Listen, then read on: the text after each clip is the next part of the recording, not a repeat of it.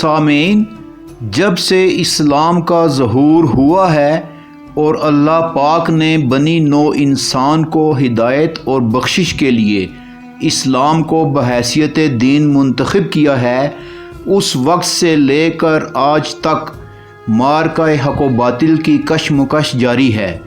یہود و نصارہ اور دیگر غیر مذاہب کی قوموں نے اسلام کو مٹانے کے لیے ہر طرح کے جتن کیے لیکن ناکام رہے۔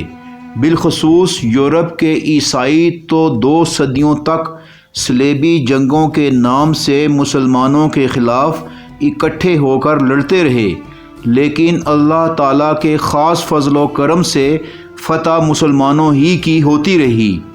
ان ہی صلیبی جنگوں میں جو 1096 سے لے کر 1290 تک جاری رہیں، ایک بہت مشہور اور عجیب و غریب صلیبی جنگ ہوئی جس کا علم بہت ہی کم لوگوں کو ہے۔ چنانچہ آج ہم آپ کو اس عجیب و غریب صلیبی جنگ کے بارے میں بتاتے ہیں۔ سامعین، آپ دیکھ رہے ہیں دستک ٹی وی، لیکن اگر آپ نے ابھی تک ہمارا چینل سبسکرائب نہیں کیا تو پہلے اسے سبسکرائب کر لیں اور ساتھ ہی بیل آئیکن پریس کر لیں تاکہ آپ کو ہماری اپ ڈیٹس ملتی رہیں۔ سامعین، بیت المقدس ایک ایسا مقام ہے جو دنیا کے 3 بڑے مذاہب اسلام، عیسائیت اور یہودیت کے لیے بڑا اہم، پاک اور تاریخی مقام ہے۔ شہر یروشلم میں موجود بیت الاقدس کی بنیاد حضرت داؤد علیہ السلام نے رکھی اور حضرت سلیمان علیہ السلام نے اس کی تکمیل کی۔ بنی اسرائیل کے اکثر انبیاء اسی شہر میں مبعوث ہوئے۔ یروشلم حضرت عیسیٰ علیہ السلام کی تعلیمات کا مرکز بھی رہا ہے۔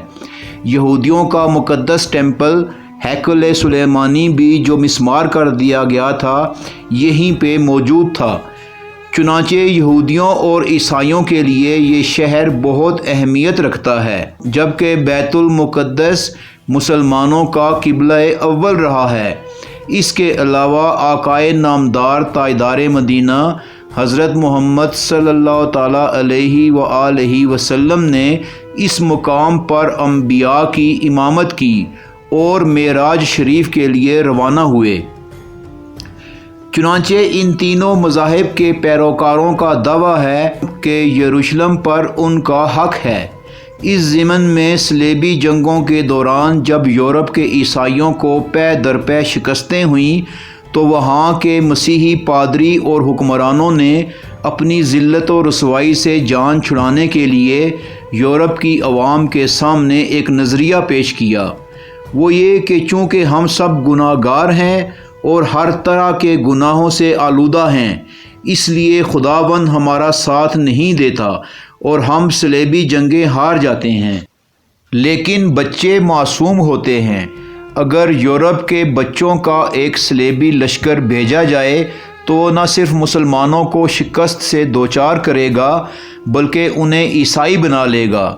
یوں یروشلم ہمیشہ کے لیے ہمارے قبضے میں آ جائے گا۔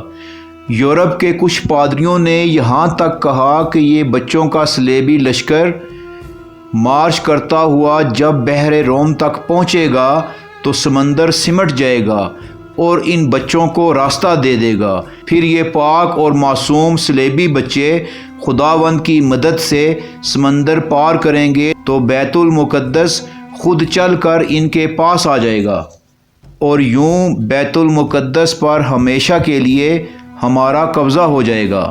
سامعین، اس نظریے کی مسیحی جنونیوں اور راہبوں نے اس قدر جذباتی انداز میں تحریک چلائی کہ اہل یورپ کا ایک بڑا گروہ اس کام پر رضامند ہو گیا اور دیکھتے ہی دیکھتے لگ بھگ 40,000 کا لشکر جو کم سن لڑکوں اور لڑکیوں پر مشتمل تھا اس صلیبی جنگ کے لیے تیار ہو گیا۔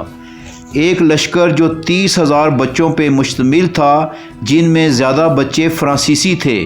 ان کا سالار ایک فرانسیسی بچہ اسٹیفن تھا، جبکہ دوسرا صلیبی بچوں کا لشکر 10,000 پر مشتمل تھا اور اس کی قیادت ایک جرمن بچہ نکولس کر رہا تھا۔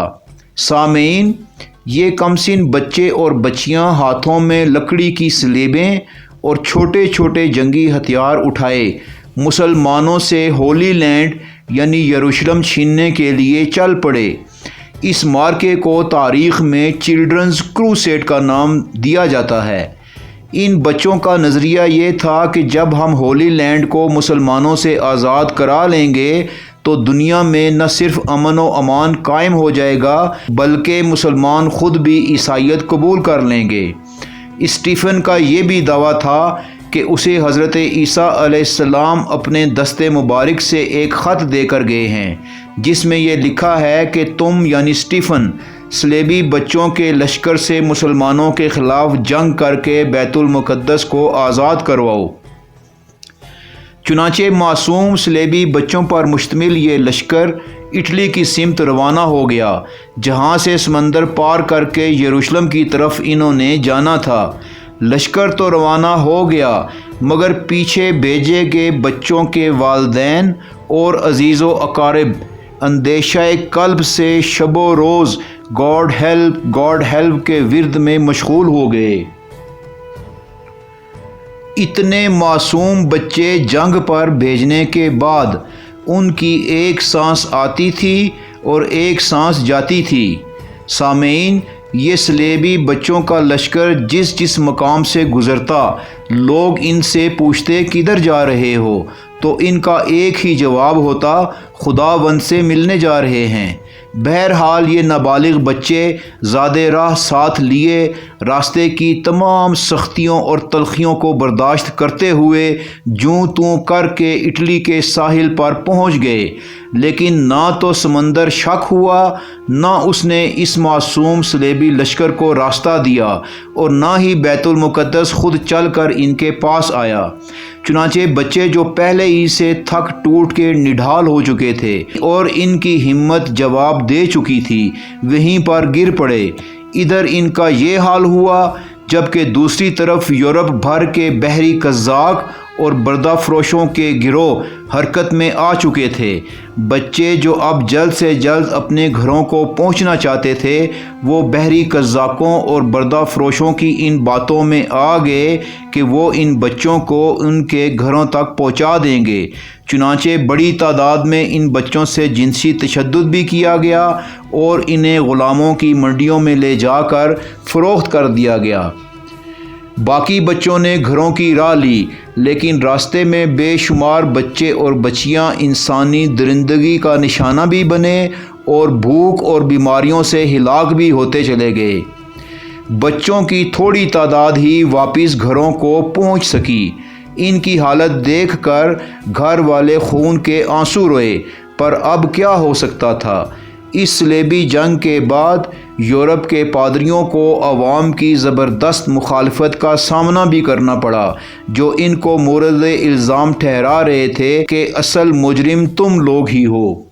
سامعین، آپ دیکھ رہے ہیں دستک ٹی وی کا پروگرام بچوں کی صلیبی جنگ جو اب اپنے اختتام کو پہنچتا ہے۔ انشاءاللہ بہت جلد ہم اپنے اگلے پروگرام کے ساتھ آپ کی خدمت میں دوبارہ حاضر ہوں گے۔ اس وقت تک کے لیے اجازت چاہیں گے۔ اللہ نگہبان۔